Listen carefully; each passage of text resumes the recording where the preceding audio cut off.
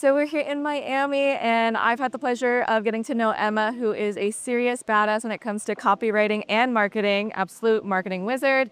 And we're so excited to share some insights on things that we've learned, but also some from our own experiences. So yeah, Emma, how are you today? I'm great, Melissa. It's amazing to be here in Miami with you. If you don't know Melisa Vong, she is a serial entrepreneur virtuoso. I've already learned so much from her, and I wanted to ask you, what is one piece of sponsored ads advice that you would give to a beginner? That is a great question because everyone starts somewhere, right? So as a beginner, especially now with all the tools that we have with Amazon ads, the first thing you want to set up is an automatic campaign. Automatic campaigns are a great way to harvest keywords and really just invest in some data.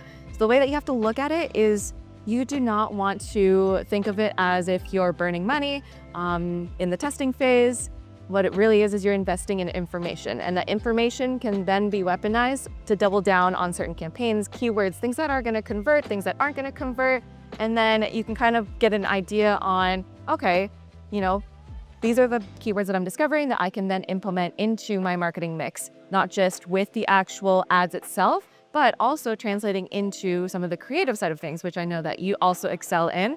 So would you be able to tell us a little bit more about how you can actually utilize creatives with ads and make them a power duo in order to get the flywheel going? Absolutely. So as you mentioned, when you start running ads, you begin to collect so much real data about who your customers actually are. The words that are converting not only give you insights into how to create more effective campaigns, but they also give you information about how to really begin to target your creative to who your customers are. If you understand more specific details about how customers are going to be using your products, the kind of context that they're going to be using them in, who those customers are, all of those details, you can begin to really craft your imagery and your listing and your brand store and your brand story and all of these different assets that you have to really be speaking to those customers, to really be giving that one-on-one kind of experience so that then your ads actually become more effective. And so that's what's really exciting about the ads flywheel, is that you gather this information from the data, then you use that data to create more high converting content, and then that is going to make your ad spend more effective. And so you can just keep on going deeper and deeper to really hone in and make the strongest business decisions that you possibly can.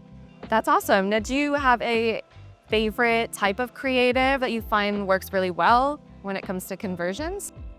It's really all about understanding a few things. One is you must understand who your customer is. You also really need to have a strong sense of who you are competing against. And so I always shy away from having these one rules because every category is unique, every situation is different. And the last thing that you want to be doing is just copying what the top competitors in your niche are doing. So if everybody is following a certain style of premium A+ content, it may be worthwhile swerving and taking a slightly different approach, because so much about Amazon is understanding how to help customers want to choose your product over many tens, even hundreds of other products that are very similar.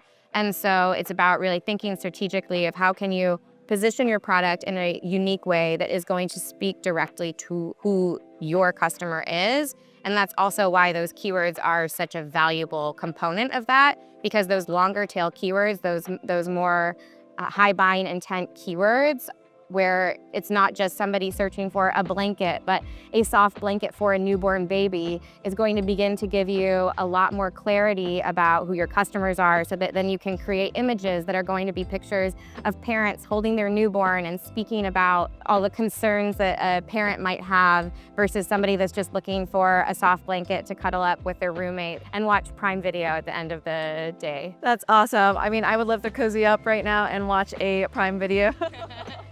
Thank you so much, Emma, for your incredible insights. I mean, if people want to follow you directly, where can they find you? You can find me on YouTube at Marketing by Emma. I'm also on LinkedIn under Emma Shermer-Tamir. And how can they find you, Melissa? Yeah, you can find me on Instagram. It's just Melisa with one S. My mom spelled my name wrong on my birth certificate, so it's just Melisa, and then Melisa Vong on LinkedIn.